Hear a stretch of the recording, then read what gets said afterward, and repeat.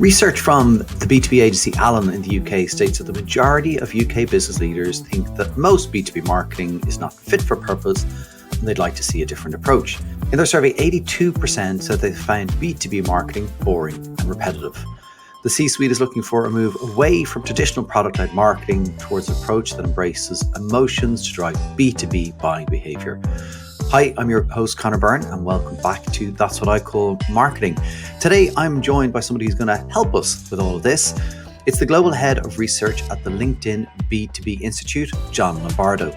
In his role, Jon researches how brand marketing contributes to cash flows and brings an outside-in approach to marketing, looking to apply mental models from other disciplines to marketing. Prior to LinkedIn, Jon led GE's Social Media Centre of Excellence, where he focused on commercial efforts across major social platforms.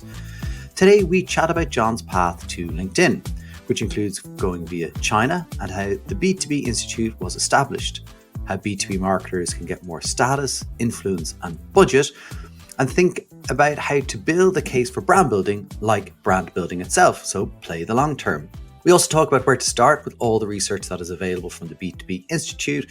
We discuss how there seems to be more agreement in marketing academia, but there's still a job to be done to filter all of this down to all practitioners. So let's get into it.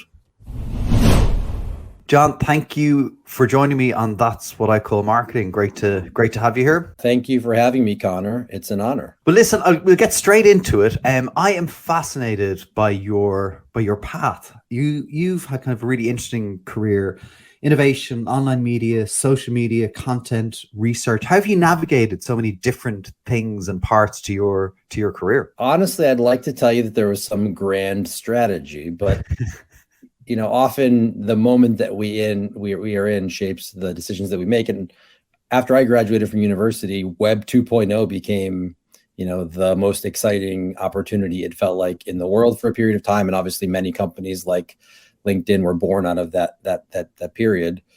And of course, there's people talking about Web 3.0 now, which tells you a little bit about where we are today. I don't necessarily buy into the Web 3.0 stuff, but at least there was a Web 2.0 before Web 3.0. And then you had the Obama campaign, following that in the United States. And there was a real focus on online media, social media. And I still remember Google saying, spend 10% of your money in 2010, when I was on a political campaign. So it was just the dominant, shift in the world. And you kind of have to, or let's consider it a wave. You have to kind of ride those waves, it feels like, to be successful. That's where the opportunities are created. So honestly, I graduated. I went and lived in China for a while. I started a Web 2.0 company with a friend of mine. We got very interested in Web 2.0 and kind of the social networking world. That led me to a political campaign where social media had become an important way to market a candidate. And then ultimately I ended up at GE starting in B2B, their first ever social media presence. Obviously that was a big deal for a very big, storied American company. And then got to LinkedIn. So, I'd like to say I knew it would happen and I predicted it and I invested in it, but it kind of happened to me. And maybe I was lucky enough or smart enough to know that I should continue with it. Yeah, that's great. Well, look, I started in hotels, so there's, don't talk to me about a weird path.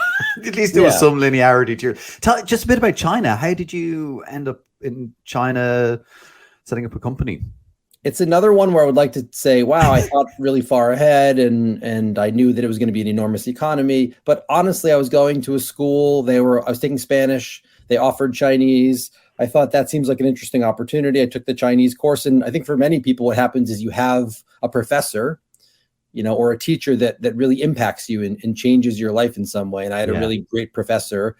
We got along incredibly well. And I ended up through that going and living in China actually as a 17-year-old in Beijing for 6 months. And I ended up living in China for, I think, 5 consecutive years after I graduated from university in Beijing and Nanjing and in Shanghai, and made a bunch of friends, as you often do in the expat community, and had a bunch of wonderful experiences, including working in finance for a bit and then also working to start this company in Web 2.0. That's incredible. Yeah. And it is interesting, kind of those people that have that kind of impact on your life and where it takes you. Yeah. Bring me to the moment in LinkedIn where there was a conversation about setting up the B2B Institute. I'm kind of trying to paint the picture of you kind of saying, this is a thing we should do. Yeah, I mean, I'm sure it isn't quite this simple, but I can trace it to a request that came from OMD. They said, listen, you're the biggest B2B platform. You should have some ideas on trends in B2B. Our agency and our clients want to understand what the trends are in B2B today. LinkedIn, you should have those ideas. We didn't have anything quite formal like that, but I ended up putting together with another gentleman who you may know, Peter Weinberg, putting together this B2B trends presentation. I believe I gave it first in New York. They were like, hey, we really like this. Why don't you go do it in Chicago? We went and did it in Chicago. Then they were like, hey, can you do it in Miami? And I couldn't do it, but Peter went and did it in Miami. And it turned out that the same content in Chicago and in New York and Miami was incredibly appealing. And they asked us to go to San Francisco. We ended up taking it to London and Singapore. And it was just the kind of thing where you sometimes have to just recognize a good idea. And you mostly recognize it because it appears to the success replicates or generalizes in different markets and for different audiences and for different companies. And so that was just an instance where if you were talking Silicon Valley speak, they would say that they pulled the product out of you. They pulled the narrative out of us. And then they liked the narrative. We had a bit of narrative market fit, let's call it.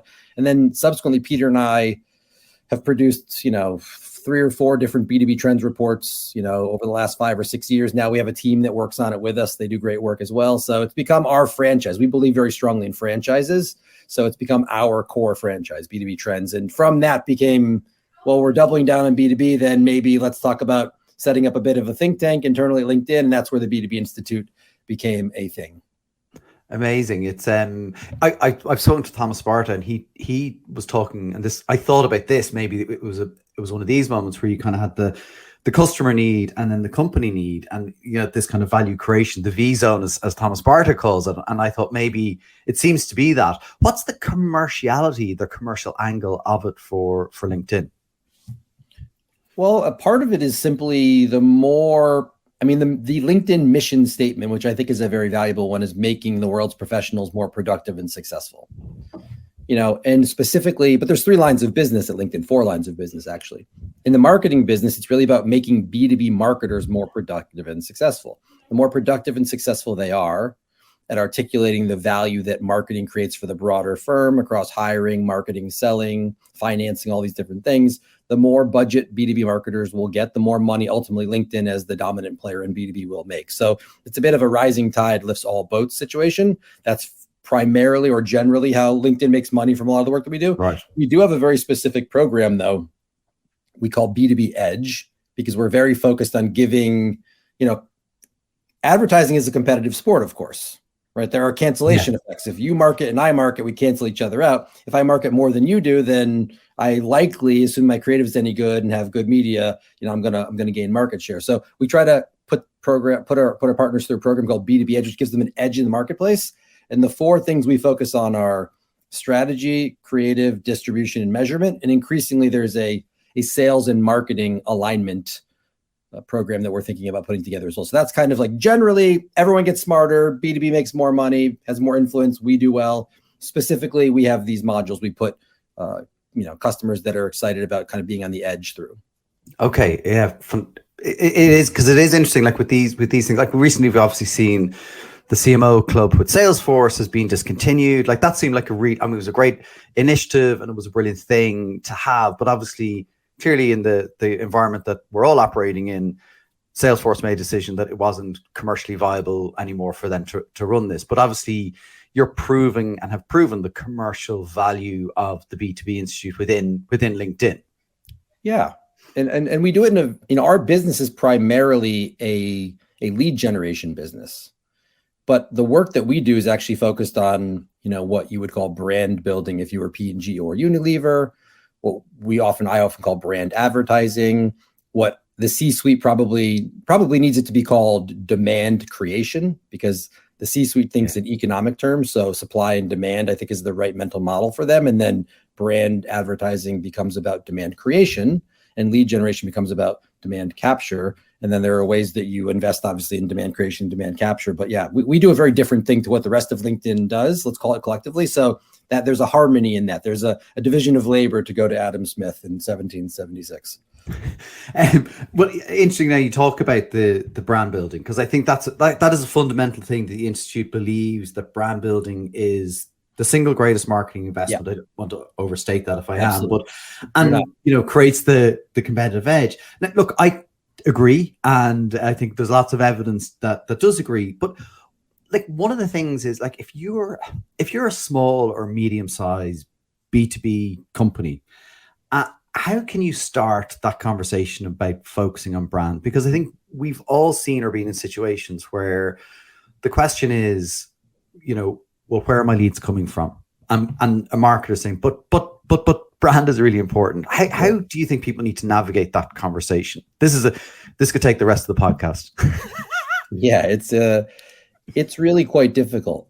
In B2B especially, generally it's either product and engineering or it is sales that lead the organization. That's obviously a market contrast to, you go work at Diageo, it's marketing led. You go work at Coke, it's marketing led. So we don't run the P&L. We don't make the decisions. We're generally not even the secondary party in making the decision, or typically the tertiary party, right? So that's a real problem. So how do we actually get to more influence, more status, more budget? I think, as sad as it is honestly probably starting with helping sales teams to produce better narratives, better decks, so they can go have good sales meetings. It is probably helping to run smarter lead gen campaigns that focus less on necessarily the product and maybe more on the customer need. So it's honestly probably reframing some of that stuff. Maybe it's trying to help. I think Ritson has a really good idea about helping use kind of marketing language or marketing communication to reframe price increases. So there are ways that marketing and a marketing mindset can kind of tap in and help, let's call it the more demand capture part of the business. And I think as you get more confidence in doing that, and as you get more confidence, frankly, from your partner sales, they'll then say, okay, it's actually, let's actually run a brand campaign, and maybe we'll do a holdout. We'll just do it in, Peter and I had a funny experience once where we went to Tokyo to present, and we kind of call this the Tokyo test. And LinkedIn doesn't really exist in Tokyo. You have lots of Microsoft products, and you have Facebook, and people use honestly Facebook to do what LinkedIn would do in other countries. And we showed up, and there was 2 of us to present, and there was 1 customer. So we failed the Tokyo test, which is we had no brand there, and because we had no brand there, we had no pull. And so nobody came to the event. Where in other markets we would go where LinkedIn was very popular, lots of clients would show up. So, it's ultimately probably starting with sales and sales support, and then it's helping with lead gen, which is what marketing controls. And then there's probably ways to either point out Tokyo tests, like, hey, we failed here because we don't have a brand, or it's probably something more like everyone generally understands that brand's important. So it may be that we just take 10% or 20% of the budget, and then every year we show some success, and we can talk a little bit about what success should look like. But we go from 20% one year to 30% the next year to 40%, and then it takes 5 to 10 years to flip the script, so to speak, or flip the budget. Really interesting. It's like it in itself is almost like a long-term strategy, as brand building is, right? Do you know what I mean? Like, internally, you're playing a long game. I think that's really interesting because a lot of people, I generalize, but people certainly, who believe in this stuff and believe in brand building and bringing that to B2B definitely struggle. And what's interesting from what I'm hearing you say is don't try kind of chew it all at once, right? Don't take a bite of the entire apple and try figure it all out. Like, find small wins along the way, and actually some of those wins are going to be in the areas that you can control. So control the controllables, and then figure out some other ways of proving, probably through lower investment as well. Because I think that scares people as well. But when you say the word brand, everyone's like, ooh, that's expensive. Yeah, and there's another way that we have come to think about it. And honestly, I think this idea comes primarily from Phil Barden, who, I don't remember the name of his book off the top of my head, but it's Decoded, right? Yeah, he's I think really quite smart and has this idea of frames, and then Jenny Romaniuk has her ideas around kind of mental availability and category entry points. We've come to think of it almost more like situations, which you probably would call occasions or triggers in CPG. Situations is probably the language we would use in B2B, primarily because what we're all trying to do is get a salesperson in a room with a client, in a buying situation, to answer questions, give them confidence, get them to buy LinkedIn. And I really like the category entry points framework because it's a little, I actually think of it more as like situational awareness. Here are the situations that matter to the customer. And when you have that kind of framework, it brings the marketing mindset to bear across all of the 4 Ps. So it's really like, does my product meet these situational needs? Is my pricing catering to maybe 1 or 2 different types of customers? Placement, do I have it in the right places online and offline? Are my salespeople going to the right places online and offline? And then am I promoting it using customer language and customer needs rather than am I talking about my brand purpose or my brand tagline? So the Jenny framework around kind of market research to both measure your situational awareness across key situations today, but then to use it across the entire 4 Ps across the entire year, and then measure it again to show, hey, we lifted awareness in all the key buying situations. That's going to help us to get more customers, have better sales meetings, build better products. Like that's holistically how it has to come together from a marketing perspective. So I would say Jenny's approach has informed a lot of our way of thinking about in B2B, the sales team is so important and the customer situation is important. They focus on situations. That'll give you more, I think, credibility with the sales teams and the finance teams. Then ultimately that's kind of what you want to work back from is like the sales meeting, the deck, the talking points, the voice of customer. Yeah, I that the whole point about the importance of the sales team, and most, as you say, B2B orgs, they're heavily sales, whether it's led or not, but like the sales element is so crucial, and it's the pressure on quarters, and not even quarters, months, how are we doing, and it's intense. And for me, when I got closer to sales, I started to understand their world better. Right, like I was in marketing, I was in agencies, and then I was kind of more working on like tests, but also then brand work, and it was a little bit removed, I think, from the commerciality of the business. And then I started to understand the sales world. I sat in the sales leader meeting on a Friday morning where he'd go around the table and go, "Give me the update, give me the update," and that pressure, I was like, oh well, this is different. And then I think from a marketing perspective, that allows you think differently about their world, and then also communicate what you're doing to help sales, not as kind of I don't love the word support function, because I think that has, that kind of be dangerous territory to enter into, but just how you kind of set yourselves up to be successful in those situations is really interesting. And I want to move on to some of the work that you have on the site. Like if you go on to and just Google B2B Institute, you will find where you need to go, and there's a wealth of information, right? And I was going back looking over it, and I've been lucky to read a lot of it previously. But if I went to that today as a B2B marketer who hasn't used the B2B Institute, where would you recommend I start? If I was a new B2B marketer, I would honestly go read our How Brands Grow in B2B series. To me, it's among the kinds of people that are going to listen to this podcast. It's incredibly trite, for somebody to say, go read How Brands Grow. But we are not the customer, and the people that are listening to this podcast are not the marketer. And the reality is that very few people who work in marketing generally, B2B or B2C, but especially who work in B2B, have any idea that the Aaron Bergbass Institute exists, any idea around their ideas or their laws. So if I were to point someone there, I would say, go read the one-pager that Byron wrote about mental and physical availability. It's actually a really crisp financial explanation of the way that companies compete in the marketplace, which is based on building mental and physical availability, based on building these trading assets that ultimately underpin intangible asset value. So I would say go read that first. I would say the second thing you should do is go read the 95-5 rule by John Dawes, because again, it's not just saying, okay, mental and physical availability matter. It's now allowing you to understand like, well, which one is more important, and the sequence is important, which one comes first. And John does a great job explaining that most people are not in market today. And so it's primarily a job of building mental availability. And at some point it does become about physical availability, but there's some way to balance the two and sequence the two. So I'd probably read that. And then if you want to go from like, that's the 101 stuff, then you can get into Jenny Romaniuk stuff, which I think is more the 201. I would read the stuff on category entry points, because that to me is just wonderful thinking around like how you should do really good market research that is much more holistic and much more customer focused, right? It's like, here are all the W's, and not just the whole process of identifying them, but prioritizing them and investing in them. And it really gives you the marketing mindset. And that can help you talk to your product teams about what you're learning from the customer, talk to your pricing teams, talk to your sales team. So I would say, go through that curriculum And there's plenty of laws of growth stuff in there as well that you should read too. But I would say, to me, you read mental and physical availability, you read 95-5 rule, and you read category entry points, and you have, I think, an extraordinary start to all of the right ideas. Yeah, I'm glad you said the 95-5 rule, because I think it is really important to understand. Now, you might take a moment just to talk about it and maybe duplicate purchase law. And the reason I ask is I know a brand whose customers have been defined in kind of their work of as disinterested laggards.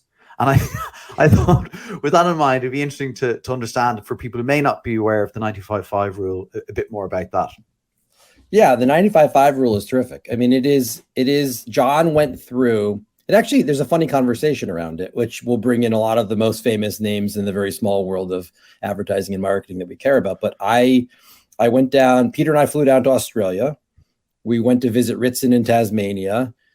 I had about 1,000 drinks with Ritson, who can have 1,000 drinks and still function the next day. I had about 1,000 drinks. Peter had about 1,000 drinks. And Peter and I don't function after 1,000 drinks. I woke up the next morning in absolutely horrid shape and had to fly to Adelaide to talk to a bunch of professors from Ehrenberg Bass. And in my extremely hungover state, barely functioning, I had a conversation with John Dawes, and somehow the 60-40 rule came up, the Benetton field work, which I think is, often pilloried for unfair reasons. I mean, it's much more nuanced than people realize, but the fact that it's so simple has been why it's so... People take the headline and go, Right. But it's not really quite right. But anyhow, John Dawes was like, yeah, it's not really a 60-40 rule. I'd say, honestly, it's more like a 95-5 rule, And I was like, wait a minute, what do you mean by that? And he said, based on what I've read in this category and that category and another category, and these are all B2B categories, most people are not in market to buy a product or service today. They don't have the need for it. So they're not going to buy it. They're not going to think about buying it.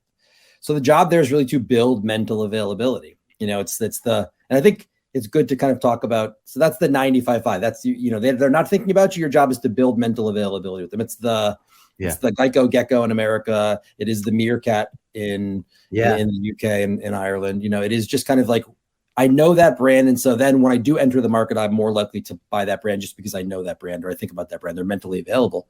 But if 95-5 are not doing that, there is 5% that are in market and are going to buy. So that's the 95-5 rule. It's really about the customer. It's about, is the customer in market or out market? Because most B2B marketers spend all of their money like everybody's in market. But they're not, in fact, only 1 out of 20 people's in market. So, but the interesting thing here is, so I asked the very obvious next question, which is, okay, Jon, if 95% of people are out market and 5% of people are in market, should I spend 95% of my money on brand advertising, building mental availability, and only 5% on lead generation, trying to capture customers? And he said, no, you shouldn't. He said, I actually think you should spend 50-50, because though it's very important to build mental availability, companies have to deliver results in the short term as well. And competition with customers is fierce.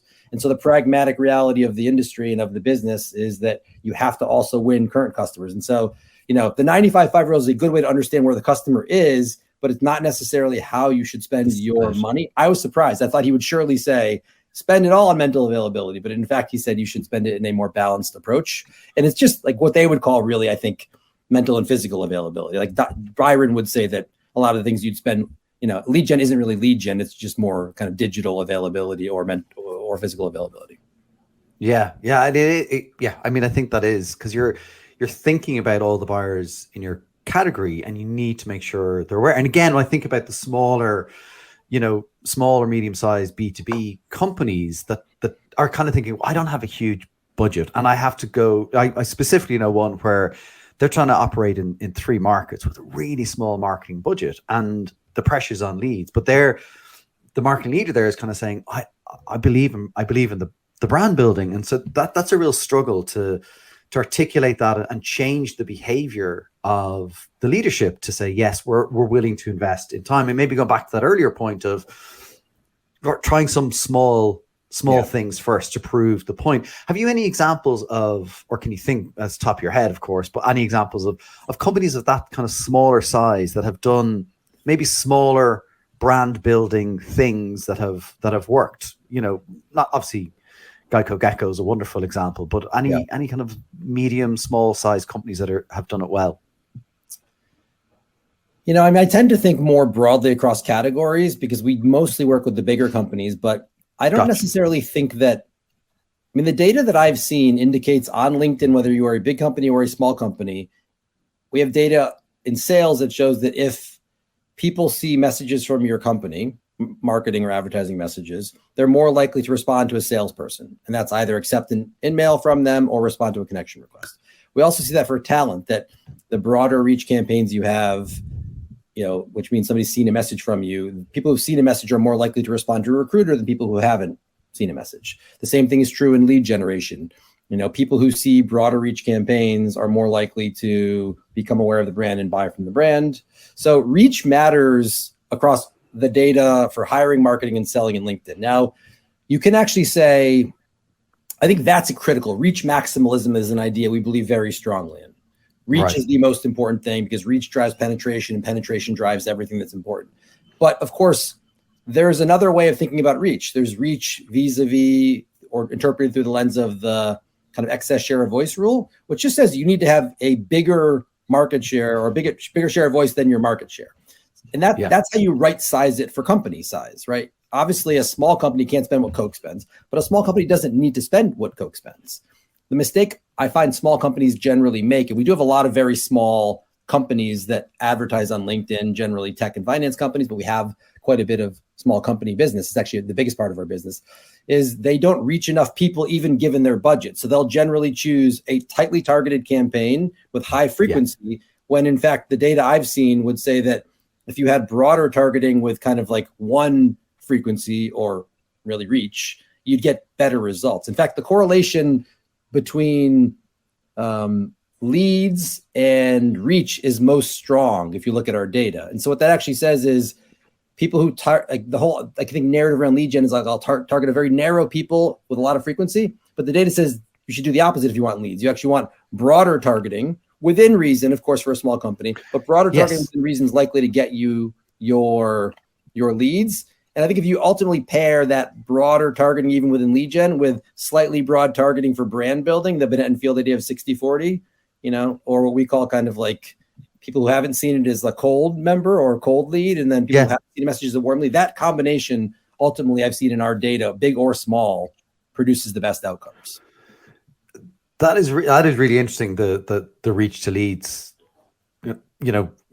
ratio or whatever you want to call it, because I think there certainly would be a belief that if I can, I have my persona, I know what they look like, I know where who they are, and if I can be pinpoint targeted accuracy, then the more time, like you're saying, the more time I can hit them with this message, they'll eventually understand who I am, what I'm trying to offer. But when you talk about that broader reach, am I right in suggesting that is more about the reach in the category buyers, not kind of saying the reach of everybody who could never want your product? It's those that you have identified as category buyers. If you're CTOs and CIOs, for example, are your category buyers and your decision makers, that's where you want to make sure you've got the broadest potential reach.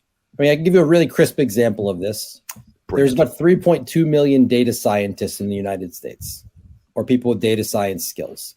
So that expresses to you, maybe from an audience perspective, not a category perspective, how big the category is.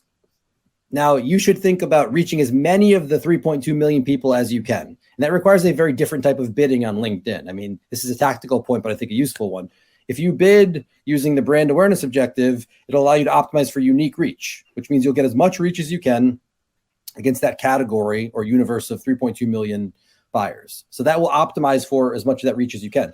If you do what most people do, which is you optimize or you bid on a CPC basis using the lead gen objective, it's going to show the ad to people who are most likely to click. That's a very narrow population, and it's going to keep on showing them ads frequently. And so one is broader, not broader with reach, and one is tighter with targeting. And the reality is that, companies are far too narrow. Like they generally don't reach more than 2, 3, 4% of a category. I mean, that's comical when you tell somebody from CPC, they're like, what? You're saying in a given month, people don't reach more than 2, 3, 4% of their entire audience with their media. And, if you go to a big company, I hired I hired a woman who works for us now named Kate Newstead, who's absolutely brilliant, worked at Ehrenberg Bass, did a lot of work at a lot of the big CPG firms. And she couldn't believe it when she saw how little reach most of these companies get, because she comes from Coty and Mars, where they're trying to reach 30, 40, 50% of the category every month. And then they're making sure they reach everybody in the category, over the course of the year. And that just doesn't really happen in B2B. So it's interesting. Yeah.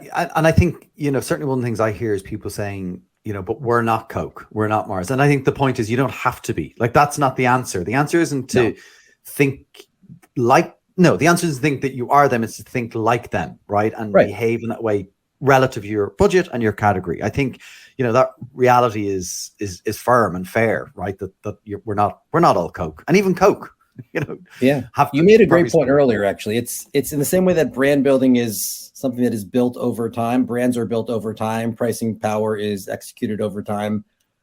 All of this is done over time. So a small brand can start reaching maybe 1% of the people in the 3.2 million data science category. And then maybe next year they do 3%, and then 5%. And then over a decade, they're up to 10%. And then over 2 decades, they're up to 20%. I mean, if you look at even Geico, they had 2% market share back in 2000.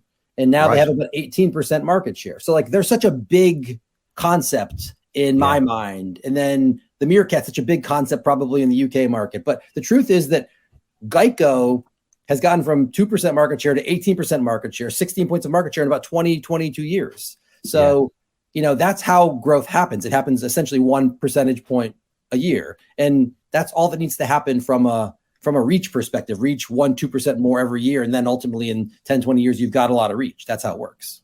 Yeah. And Geico have been brilliantly creative and consistent, which brings me on to maybe my next question. I love you did an article that was people don't buy from clowns. Paul Feldwick. And to ruin the ending, people do buy from clowns.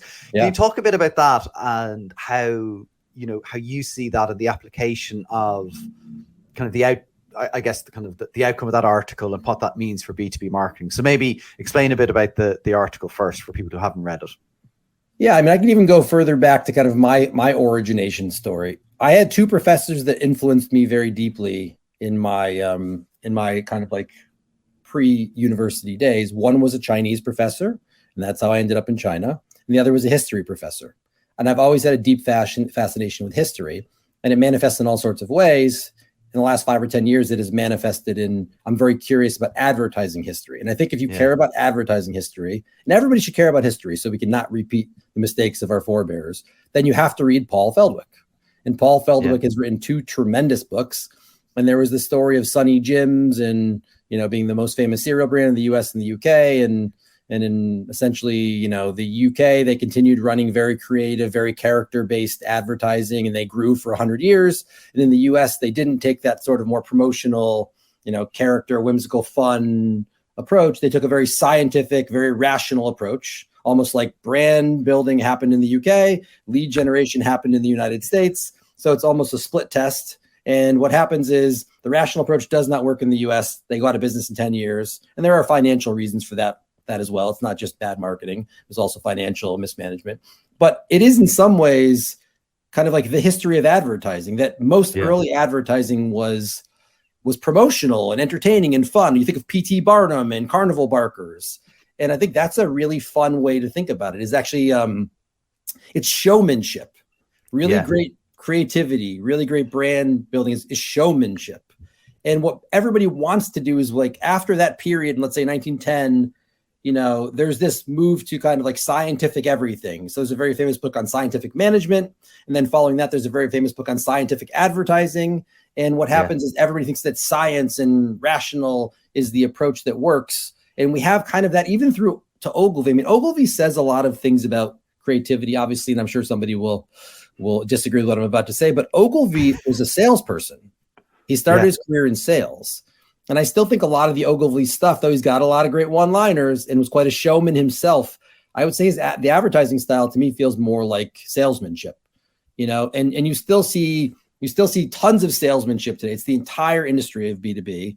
And then I would say in the B2C world, you see a different thing that Paul Feldwick talks a lot, which is kind of like the culture or cult of cool, where it's all about being cool. But cool by definition is a small group of people. The minute something becomes mainstream, it's no longer cool. So Yeah, yeah. salesmanship is about a very narrow message in a very narrow moment. Cool is about a very narrow message for a very narrow group of people. Both of those things are at odds with showmanship, the origins of advertising, which is about reaching everybody and building mass fame. And that's really what we ought to set out to do, is to build fame. We don't use the word fame or the concept of fame in marketing and advertising today nearly as much as we should. Yeah, because it's seen as a word, you know, oh, fame. You just want an award, right? I love in Paul's book. He has the quote from when kind of advertising started in the 60s, and it, you know, if the TV is in your room, the living room, and you're invited into someone's house and you're a guest, be a charming guest, so you'll be invited back. And I always think that's a wonderful lens for anyone doing any sort of marketing, is if this is going to land in someone's inbox, in their letterbox, in their, you know, as a presentation, whatever it is it charming and enjoyable and entertaining? Informative can be part of that, you know, but even absolutely, the presentation style or whatever it is that people, you know, and so that's possible. And that's, I think that's really interesting, because fame, again, people say, well, fame, you have to be big, but like Cadbury's Gorilla, that's fame, or they loads of money and da-da-da. Yes, but that's not, you can create fame in other ways, and there's ways of you creating work that's, you know, entertaining, enjoyable, you know, all those sort of things. So yeah, it's fame is mostly built over time. Again, I mean, this is maybe the core point. It's consistency, it is creativity, and it is over time. I mean, time is the missing dimension in most of these conversations, you know. Like the funnel, I don't like the funnel a lot of times because the funnel has no concept of time. Whereas like when we flip the funnel and talk about in-market customers ready to buy today, out-market customers probably not ready to buy for 6 months or 6 years, the missing dimension of time is something that we would do better to think about, like fame and building fame over time, and leads in the moment or leads over time, or, you know, sales in the moment, sales over time. Time is often missing from all these things, and brand building takes time. That's, if it was really easy to do and happened really fast, there would be no durable competitive advantage to it. The fact that it takes consistency and creativity and investment and focus and discipline, which basically nobody has in the brand building world anymore, that's why it's still an advantage to do it. I mean, Bezos talks a lot about, you know, if you think about things on a 1-year time horizon, lots of competition. If you think about things on a 3-year or 7-year time horizon, very little competition. Yeah, it's kind of interesting to think about the funnel, because I always think like the funnel is based on a funnel which is used for timing things often, and we lose the whole concept of time in a funnel. It's fascinating. Yeah, I do think it's also really a sales funnel. It's originally a sales funnel. It's not originally a marketing funnel. You know, lots of these ideas are like one-to-one traveling salesman, door-to-door salesman. Yeah, and I do think the point, you know, that you make is really valid, that you have to be consistent, and consistency doesn't mean boring either. Again, the David Taylor and the brand gym call it fresh consistency, and there's brilliant examples of brands that do fresh consistency. They actually use James Bond as an example of a franchise that does fresh consistency wonderfully well. And again, none of us own those, you know, big movie budgets, but I think you can think about, you know, how your brand shows up. Is it consistent? You know, is it does it stand out? You know, because a lot of, again, you look at our space, there's a lot of blue, right? And you know, but what are the things you can do that can stand out? One of the other things I wanted to ask you about is the concept of performance branding. Now, is this a twist on Gary V's brand performance? Which I think he calls it create content at volume and at the audience's side, or is it different? I honestly didn't know. I didn't know that Gary Vee had the phrase brand performance. I generally like portmanteaus. I'm not crazy about that one. A funny fact: Gary Vee was the very first. VaynerMedia was the very first agency I ever hired when I worked at General Electric, and I hired them because they did some very funny math around like the number of people that, you know, commented on this post as a percentage of the total number of people, and like this is the number we should optimize for. It was almost very much taking a performance marketing or kind of lead generation approach to brand advertising. I now recognize it to be completely wrong and backwards. But Gary Vee is a tremendous example of showmanship. But I don't take on Gary Vee's idea. It's more that sadly, people outside LinkedIn, and we talked to lots of CMOs of very big and very small alike, you know, companies in tech and finance and manufacturing and education. People in the C-suite really don't like the word brand. And so this was an effort to try to be more Because brand sounds like an art project. It doesn't sound like a commercial opportunity. It doesn't sound like it's going to generate cash flows. It doesn't sound like it's money wise listed. So the core idea is we have recognized this importance, or the importance of speaking more financially about marketing. I mean, a gentleman who I deeply respect named Chris Burgrave has a book called Marketing is Business is Finance. And the point is, like, great marketing is just about managing your P&L and managing your balance sheet to make more money durably over time and outperform the market, right? That's kind of the idea. And he talks a lot about pricing power as being the primary way that marketers can measure that and grow that. But Chris has also done a lot of work on this idea called the marketing finance interface. And the idea is there just isn't a lot of conversation between even marketing academics and finance academics. Like, they don't talk to each other in the same way that marketers and financiers within companies don't talk to each other. But clearly, if B2B marketers and marketers in general are going to be successful, we have to do a better job understanding how to talk about the performance of brand building or brand assets in delivering financial outcomes. So that idea is that we're trying to kind of pull together marketing and finance, and we care a lot about brand building. So, and the idea of performance marketing isn't wrong in name, but it's wrong in execution. Like, it's not just about a specific type of marketing delivering performance, which is lead gen, and brand not performing, right? Because it's actually saying, like, brand doesn't perform, this stuff performs. And that's not actually true. Like, what we all know is, of course, balance of great creative, broadly targeted to basically capture some current demand and create some future demand. That balance, that ongoing balance, that's actually the balance that gives you marketing performance. Performance marketing isn't what we care about. What we care about is marketing performance. And so we tried to kind of riff on that a little bit, but I feel as though that's not even where we're at anymore. I mean, I think we've migrated a little bit more towards being more explicitly financial and talking about it in terms of demand creation and demand capture, because again, that's supply and demand, that's economic language. That's what the C-suite cares about. That's what the CFO in particular cares about.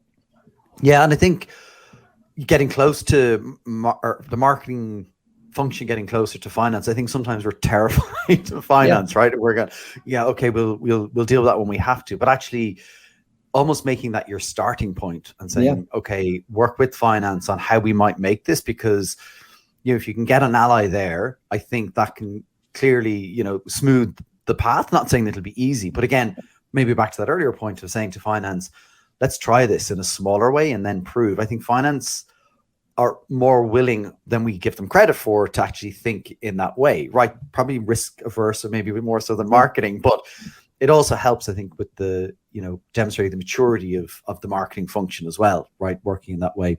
And we have to reason, one quick thing here, we have to reason from where the money is, like the famous thing about, like, why did you rob the bank? Because that's where the money is.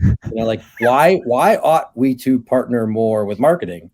With finance, because that's where the money is. They determine the budget. They determine your compensation. They determine, broadly speaking and narrowly speaking, all forms of your compensation through your budget and your pay. So we should work more closely with finance. And what finance wants to reward you on is company performance. And the truth is that marketers focus way too much on aligning with sales, though I think that's important too, and not nearly enough on aligning with finance. And if you understand how value is created and how value is rewarded, then you can figure out how to partner likely with finance to explain that, what you do to sales. And then that ultimately is what we need, more of the alignment of, we need the alignment of sales and marketing for sure, but we need a lot more conversation about the alignment of finance and marketing.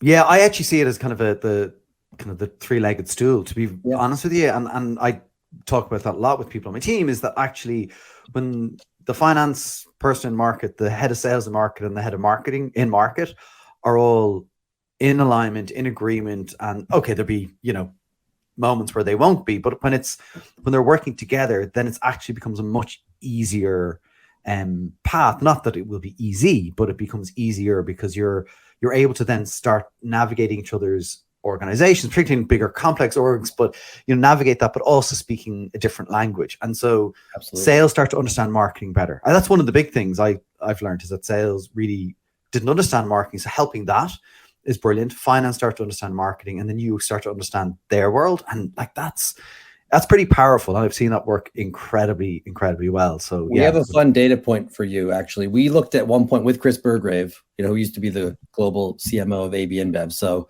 one of the 3 or 4 most important marketers in the world in terms of, status and budget and profile. We looked at how many people from finance work in sales and marketing. We looked at how many people in marketing work in sales or finance. We look at how many people in sales work in marketing or in finance, just to kind of get to your point, like these three cohorts, these three constituencies, like how much exposure do they have working in the other parts of the business? And they don't. I mean, I think, there's no more than 8% of people in any of those three cohorts that have spent time in sales or finance or marketing or sales. So these groups, just like in the academic world, the marketing professors and the finance professors don't talk. In the practical world, they don't talk either. So there needs to be more conversation. I know that does happen at the big CPG firms, but it does not really, for all intents and purposes, happen in any meaningful way, at least in my experience in the world of B2B. Speaking of that, because I know some of the, you're working on research, and I know you've partnered with some of the, the big players, but I know you're starting to work on some of your own research as well. Is that something you're working on, kind of working with finance research and marketing research and trying to pull the two together? Yeah, I would say the two things we are most focused on just continues to be, number one, trying to replicate more and more of the Ehrenberg-Bass laws in B2B. We've done it already in CRM. We've done it in business intelligence. We have done it in cloud, three of the absolute biggest categories. We'll be doing it next year in banking and in insurance. And honestly, all of the laws so far, they replicate. So it seems to me like the laws of growth are indeed laws. So that kind of bit around, let's call it mental and physical availability and brand building in that way, which I think is a really quantitative, really hard kind of, metric approach to building brands. That's what I love about Ehrenberg-Bass. It's very rigorous. It's very quantitative. That's part of it. So let's say that's performance branding, right? But maybe brand building. But the other part of it is very much is this idea of what Chris Burgrave and a bunch of these academics would call the marketing finance interface, what we sometimes call the alignment of finance and marketing, just because it's a bit more accessible language. That's the other big, there's kind of two tracks within our research roadmap. One is performance branding. One is this finance and marketing work. And we're working on basically putting together, a program there. And I wouldn't say we have it figured out quite yet, but it's obvious that we need to do more there. We have sponsored, in fact, this group called at the University of Maastricht. That's the home of the marketing finance interface. We have sponsored some of their work, and we'll be doing some work with them on pricing in particular, which I think will be very valuable to everybody. And then we'll do some work on like how do you assess organizational marketing excellence. So it's kind of like the organizational lens, the pricing lens, and ultimately we'll figure out how that stuff ties to ideas like, risk mitigation, how that ties to shareholder performance. So, this stuff exists, but it needs to be in the same way the Ehrenberg-Bass work needs to be popularized. This finance and marketing work needs to be popularized. And so we don't necessarily do the work, but we help shape the questions that are asked. We support the research, and then we popularize it, which is really, I would say, what we do. We translate it or we popularize it. Which is fundamentally so important, because I think, thank God you're good at it. But, I think it is really important that this work is happening, clearly being invested in by LinkedIn, which is wonderful. And, again, it's maybe go back to my earlier point, making the case for that. And obviously the proof point is it's working, and, the investment continues to come, it's just wonderful to see. And so really looking forward to that work coming out. There was a point about weathering the storm, and you ask a great question, and this kind of ties to maybe some of that difficult period we're going through at the moment. And you had something you said, like, if Warren Buffett were a B2B marketer, he would invest in a recession. Explain that a bit to me. I mean, it makes sense to me, but explain a bit to me. And then how can someone listening to that today, how could they take that and use that to their advantage in this, can be challenging times for people? Yeah, I mean, he's got two very famous quotations. I often wonder if he actually said these things or because he's famous, they are just attributed to him, kind of like what happens with Mark Twain. But he does say, be fearful when others are greedy, and greedy when others are fearful. And then he also says, and I don't think he actually said this. I think maybe Rothschild said this, but it's, buy basically when there's blood in the streets.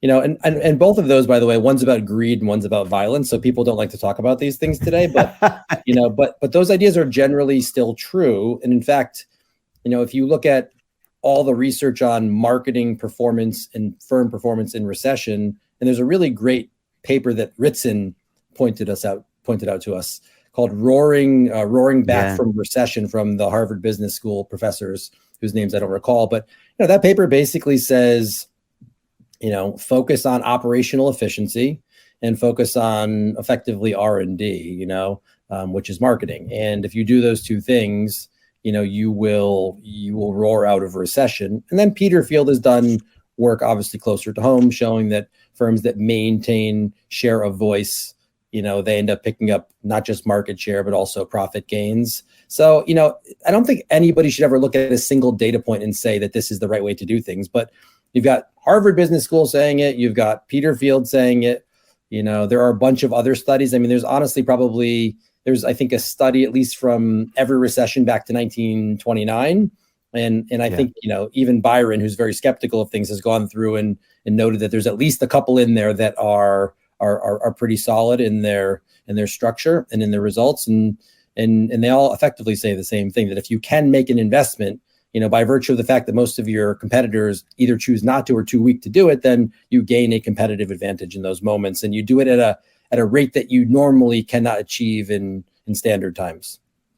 Yeah, and it is interesting. I mean, because one of the things, you hear people saying, well, media costs have inflated. Like there's more, it's costing you more to do it a cost a year ago and all that kind of stuff. But that's the same for all your competitors, right? So the playing field is level in that sense. And so then it's knowing your share of voice and, how you can spend and maybe there's efficiencies you can gain as well. Maybe there's other things you can do that are more efficient. But yeah, lots of evidence there, but I thought that was a great one. And, one of the things I'm interested in is, and we've talked a lot about some of the great people who are, doing a lot of this work, Ritson, Byron, Jenny, Peterfield, loads and loads yourselves.